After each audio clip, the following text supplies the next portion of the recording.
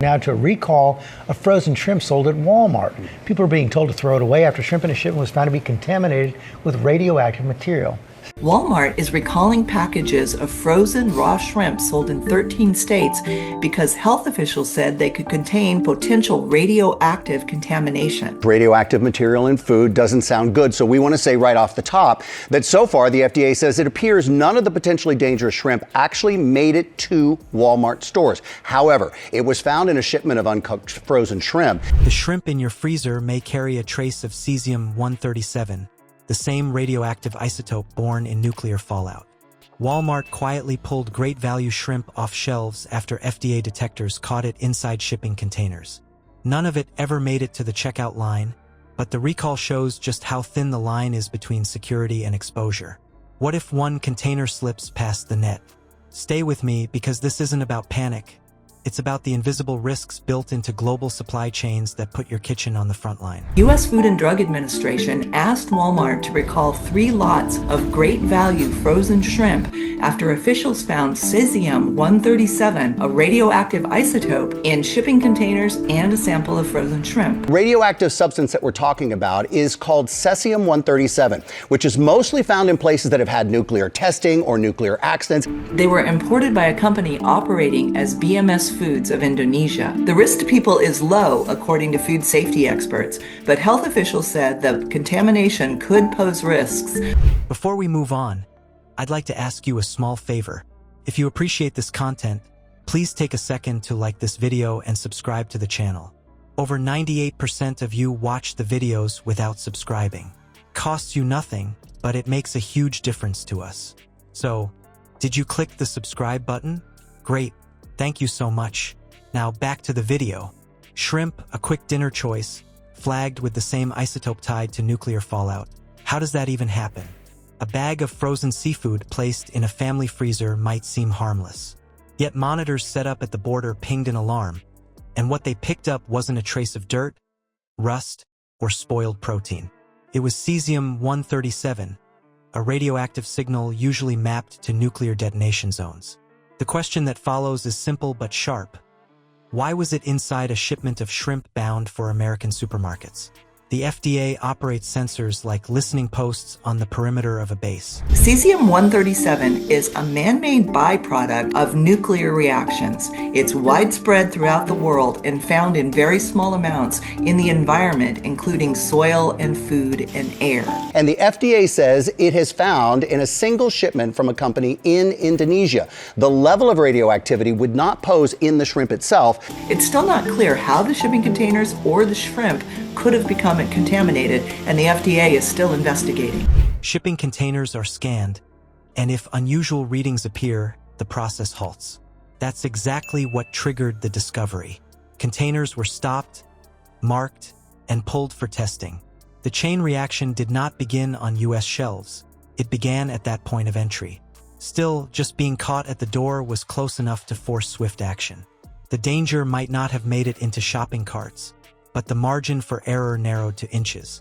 But then the recall moved quick. At first, one notice tied to Walmart's private label brands, the ones under great value, was sent out. Within days, the alerts extended outward like ripples after an impact. Other store brands were flagged. Packaging identical in weight, look, and distribution dates was identified.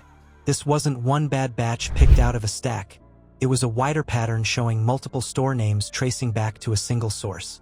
In a military analogy, it's like an enemy breach revealed not one crack in a wall, but a dozen doorways left unguarded. You need to understand how recalls like this actually read. They don't arrive as press statements dressed up with marketing lines. They come with lot codes, strings of numbers, stamped close to the edge of the bag, and with best by dates. These are not random marks. They're the coordinates of the battlefield.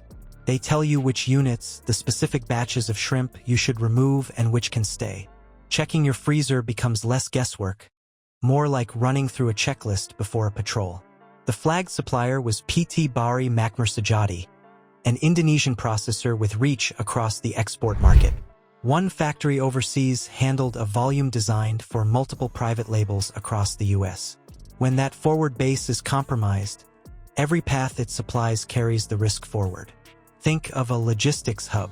You don't need every road taken down to stall an army. Just one bridge collapsed. The same applies to food supply.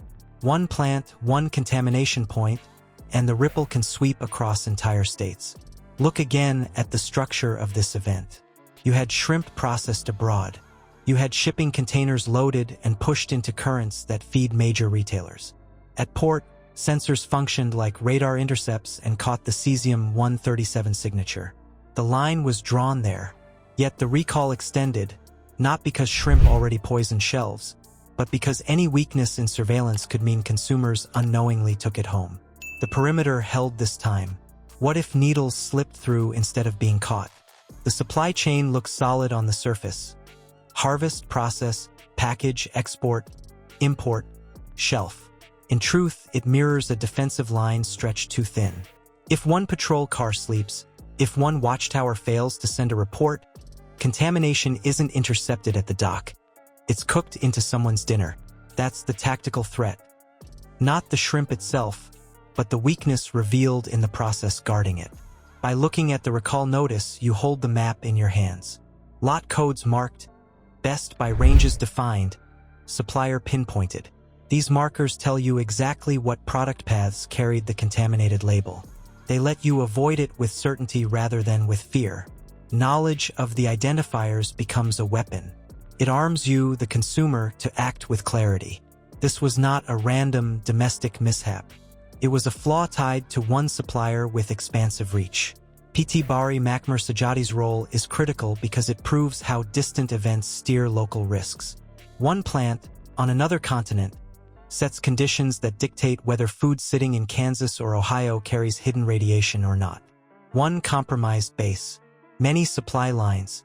That's the structure revealed. So the mini payoff is here. You now know the source, the identifiers, and the target scope. You're not left guessing. Instead, you can trace contamination lines as clearly as a commander reads enemy movement on a map. The bigger question is strategic. If the system can be breached this easily, with danger caught only at the final perimeter, what does that say about the resilience of food safety itself? And why do global weak points keep renewing themselves inside the very networks meant to protect you? This recall was never about one bag. It was the warning shot that proved how fragile the chain actually is. A single overseas plant fed multiple store labels, and one radiation alarm turned into a system-wide scramble. That's the weakness. An enemy doesn't need to strike every outpost, just one hub that supplies them all. Check your freezer, read the lot code, scan the date, and act like the frontline inspector no one else can be for you. Demand clarity in sourcing. Subscribe and join a community that tracks hidden vulnerabilities the same way analysts chart enemy lines.